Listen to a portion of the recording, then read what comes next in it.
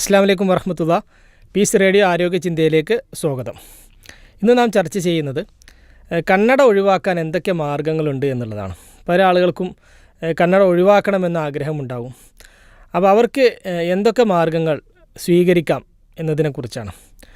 ഒന്ന്, ഏറ്റവും വ്യാപകമായിക്കൊണ്ട് ചെയ്യുന്ന ഒരു ചികിത്സയാണ് ലേസിക് ചികിത്സ.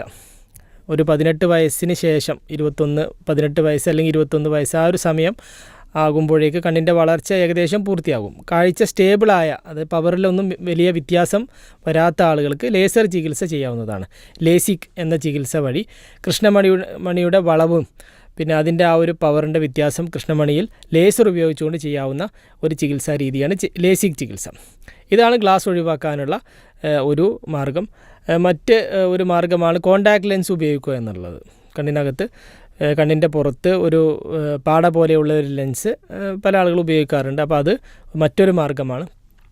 ചില ആളുകൾക്ക്, കുറച്ച് കൂടിയ പവറുള്ള ആളുകൾക്ക് ലേസർ ചികിത്സ വഴി പലപ്പോഴും നമുക്ക് ആ ഒരു കാഴ്ച മുഴുവൻ കൊടുക്കാൻ സാധിക്കില്ല. അവരുടെ കൃഷ്ണമണിക്ക് അത്രയും പവർ കൊടുക്കാനുള്ള ഒരു ആരോഗ്യം ഉണ്ടാവണമെന്നില്ല. അപ്പോൾ അത്തരം സാഹചര്യത്തിൽ നമ്മൾ കണ്ണിനകത്ത് ലെൻസ് വെക്കുന്ന ICL, IPCL എന്നൊക്കെ പറഞ്ഞുകൊണ്ടുള്ള ലെൻസ്, കണ്ണിന് വേണ്ട പവർ കണ്ണിനകത്തൊരു തിമിരം ഓപ്പറേഷൻ ചെയ്യുന്നത് പോലെ തന്നെ തിമിരം എടുക്കാതെ കണ്ണിനകത്തേക്ക് ഒരു ലെൻസ് മാത്രം വെക്കുന്ന ഓപ്പറേഷൻസും ലഭ്യമാണ്. അപ്പോൾ ഇതൊക്കെയാണ് ഗ്ലാസ് ഒഴിവാക്കണം എന്ന് ആഗ്രഹമുള്ള ആളുകൾക്ക് ഉപയോഗിക്കാവുന്ന മാർഗ്ഗങ്ങൾ. പ്രത്യേകിച്ച് വലിയ പവറുള്ള ആളുകൾക്കൊക്കെ അവർക്ക് കണ്ണട ഇല്ലാതെയുള്ള കാഴ്ച വളരെ കുറവായിരിക്കും.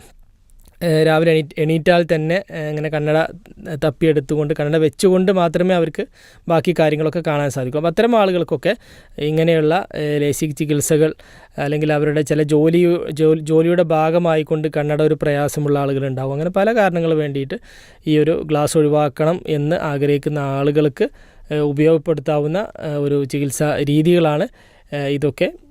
ഗ്ലാസ് ഒഴിവാക്കാനുള്ള മാർഗ്ഗങ്ങൾ എന്ന നിലക്ക് ഇതെല്ലാം ഉപയോഗപ്പെടുത്താവുന്നതാണ്. അസ്സലാമു അലൈക്കും വറഹ്മത്തുള്ളാഹി.